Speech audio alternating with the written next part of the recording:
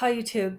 So, from what I've been looking at, is there is going to be some extremely cold and dangerous weather hitting half, I would say, of the US within the next several days or weeks, as far as I know.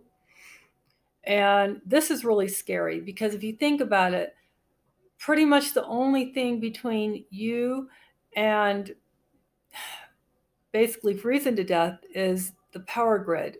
And because our power grid is so unreliable and so old, and basically no one really puts much money into it, even though they're supposed to, they don't, because, well, you know how corrupt everything has been for the past 100 years. And yeah, I mean, you would think with all the money they tax us every time we take a breath that there'd be plenty of money to fix infrastructure and make sure everything is working correctly. But no, because of course our tax money doesn't go to help us. It goes for the bankers, and it goes for the bankers' wars, and it goes for all that other bullshit.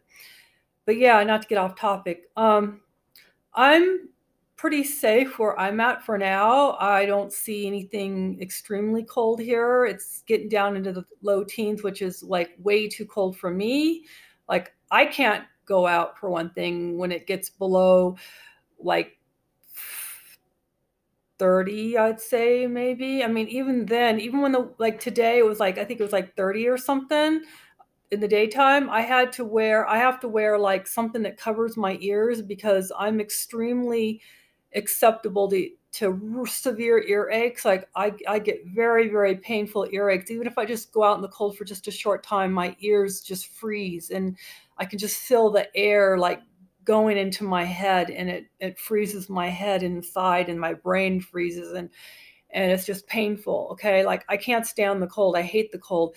You know, if I could, if I could live anywhere as far as weather, it would be Venezuela because it's perfect. Like it's never too hot. It's never too cold. It's always around 80 something degrees. It doesn't rain a lot there. And, but that's the only thing that's good. I mean, yeah, it's beautiful and the weather's beautiful, but you know, I guess I've heard the people are nice, but you know, it's like dangerous there. So maybe I don't know, if things go well, maybe in 5 years, who knows? I mean, anything's possible, right? We could always hope. We could always hope for another place to go that's warm because it seems like there's not a lot of places to go in the US that's warm anymore. I mean, yeah, you got California, but you know, I don't know. I hate California. But yeah, and then you got like, you know, hurricanes and floods everywhere else. So I don't know. I would much rather live somewhere warmer than it is here, but at least I'm not in the vortex territory. Again, it's really, really scary because all that's between you and certain death is the infrastructure. I mean, I think about how scary that would be to be in sub-zero temperatures and how the power go out. I've heard things like that can happen, and people could actually freeze to death in their own homes. So, what I would do is, if anything like that ever comes close to where I'm at, like if I even think that's going to happen, what I would have is I would have an off-grid way to heat myself, my room. Like you would just want to like barricade yourself into a small area, as small as room as possible, and and make sure your windows are double pane because I've heard that the single pane windows can crack. So yeah, just make sure you have good windows and a way to heat your little room off grid, and keep the water running so your pipes don't burst. And that's really all you can do, really. Um, yeah, I wouldn't trust the infrastructure, that's for sure. It's really old and it's really scary. And um, yeah, I don't know what else to say. Have food, water, um, and hibernate. Basically, that I feel like even though, like I said, it for me, even in the teens is too cold for me. Like I could not go outside when it's down in the teens. There's no way. Like it would just kill me. My nose will start like dripping and running like constantly, and my ears and my head will start aching and hurting severely, and my eyes will start just water starts pouring out of my eyes. Like I can't take the cold. Like I cannot take the cold at all.